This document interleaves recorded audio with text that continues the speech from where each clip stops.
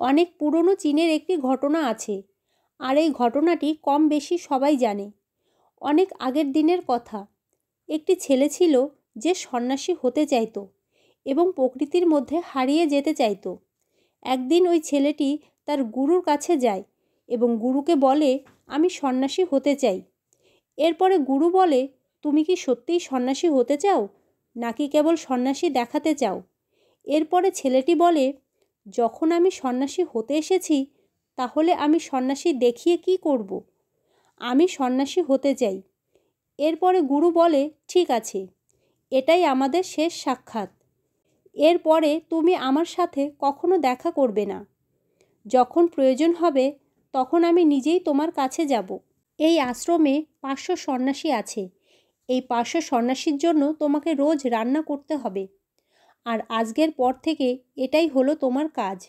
এমনটা বলা হয় যে ওই ছেলেটি 12 বছর পর্যন্ত ওই ঘরে খাবার রান্না করে গেছে। ওই আশ্রমে 500 সন্ন্যাসী ছিল। ছেলেটি সবার জন্য খাবার তৈরি করত, সকালে উঠে খাবার রান্না করত, আর রাতে ক্লান্ত হয়ে ঘুমিয়ে পড়ত। এভাবেই 12 বছর পার হয়ে যায়। ওই ছেলেটি এই 12 বছরে একবারও গুরুর কাছে যায়নি। ছেলেটির বিশ্বাস করেছিল, যখন গুরুদেব আমাকে বলেছে যে যখন আমার প্রয়োজন হবে তখন আমি নিজেই তোমার কাছে আসব, তখন আমার আর এইসব ভেবে কোনো কাজ নেই। প্রথম প্রথম ওই ছেলেটির মনে অনেক চিন্তা হতো। তখন ছেলেটি ভাবে, যখন আমাকে সারাদিন খাবার বানাতে হবে তখন চিন্তা করে কী লাভ? ধীরে ধীরে ছেলেটির মন থেকে সমস্ত চিন্তা দূর হয়ে যায়। ছেলেটি সকালে ঘুম থেকে ওঠে আর রাতে ঘুমাতে যাওয়ার আগ পর্যন্ত কেবল খাবারই তৈরি করত, আর ভাবত, যখন গুরুদেব বলে গিয়েছে যে আমাকে খাবার তৈরি করতে হবে, তাহলে তো সমস্ত প্রশ্নই শেষ। আর যেহেতু গুরুদেব বলেছে, তাহলে হয়তো এটাই আমার জন্য সঠিক। 12 বছর পর্যন্ত খাবার তৈরি করতে করতে ছেলেটির মনে সমস্ত চিন্তা আসা বন্ধ হয়ে যায়। ছেলেটির মন একদম শান্ত এবং খালি হয়ে যায়। এখন না কোনো চিন্তা, না কোনো ভাবনা, না কোনো আশা, না কোনো ইচ্ছা।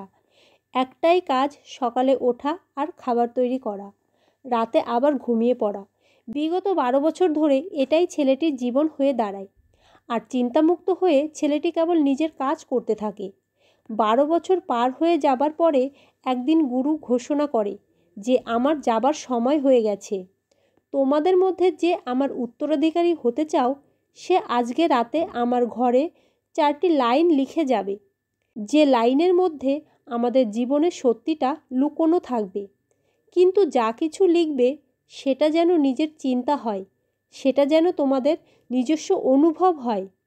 এই ঘোষণাটি শুনে প্রত্যেকটি শিষ্য একটু ভয় পেয়ে যায়, কারণ গুরুদেবকে ধোঁকা দেওয়াটা সহজ নয়। শাস্ত্র প্রতিটি শিষ্যই পড়েছে, কিন্তু সমস্ত শিষ্যের মধ্যে যে সবথেকে জ্ঞানী ছিল, সে অনেক সাহস করে ওই রাতে গুরুদেবের ঘরের দেওয়ালে 4টি লাইন লিখে দেয়। ওই শিষ্য লেখে, আমাদের মন আয়নার মতো, যার উপরে ধুলো জমে যায়, আর ওই ধুলো একবার পরিষ্কার করে দিলে পুনরায় আয়নাটা পরিষ্কার হয়ে যাবে, আর আপনি সব কিছু আবার পরিষ্কার দেখতে পাবেন।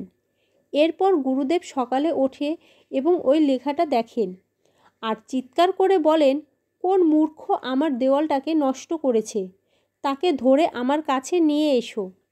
যে শিষ্য এটা লিখেছিল, সে রাতে লেখার পরেই আশ্রম থেকে পালিয়ে যায়, কারণ সে অনেক ভয় পেয়ে গেছিল। কারণ ওই যে লেখাটা সে লিখেছিল, সেটা তার নিজের লেখা নয়।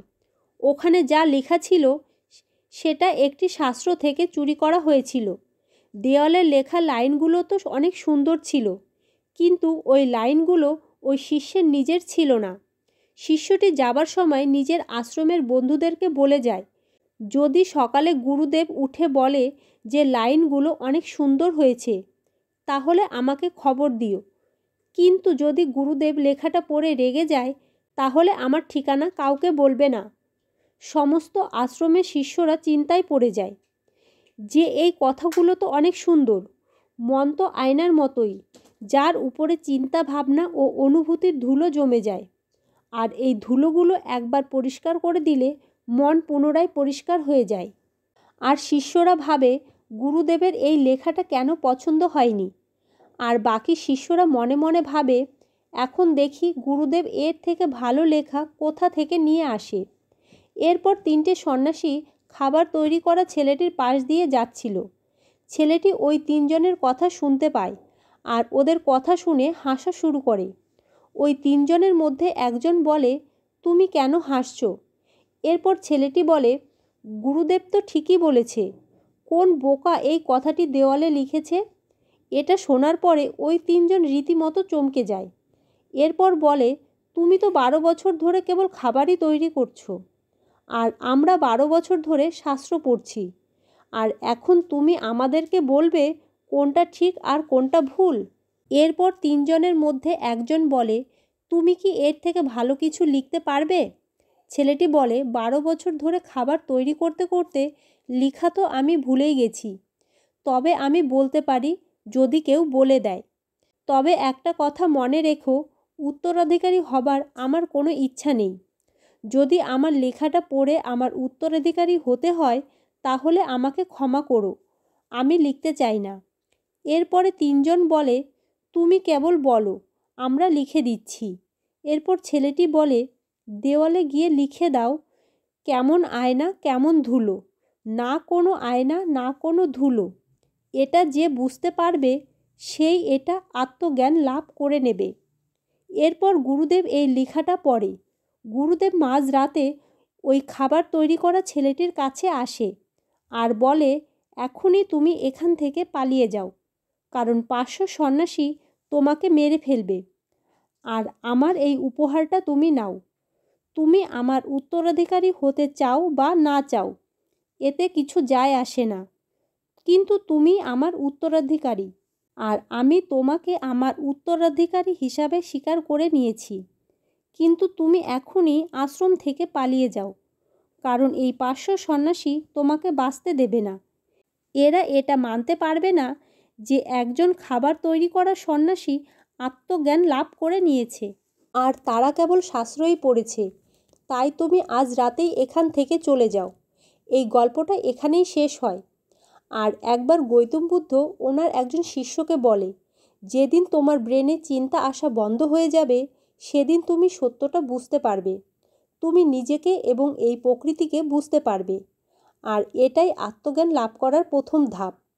আর আপনার মনে যে সমস্ত চিন্তা আসে সেই সমস্ত চিন্তাকে শান্ত করার জন্য গৌতম বুদ্ধ একটি উপায় বলে, সেটা হলো আপনার মনে আসা চিন্তাগুলোকে খেয়াল করা। আপনার মাথার ভিতরে কি চলছে, কি ধরনের চিন্তা চলছে সেগুলোকে খেয়াল করা। কিন্তু এর অর্থ এটা নয় যে আমরা আমাদের চিন্তাগুলোকে আটকাবো। যদি আপনি এমনটা করেন তাহলে আপনার মাথায় বেশি চিন্তা আসা শুরু হয়ে যাবে। আপনাকে কেবল আপনার মনটাকে দেখতে হবে। আপনার মনে অনেক রকমের চিন্তা আসবে, কিন্তু আপনাকে ওই চিন্তাগুলোকে খেয়াল করতে হবে, মনোযোগ দিয়ে দেখতে হবে।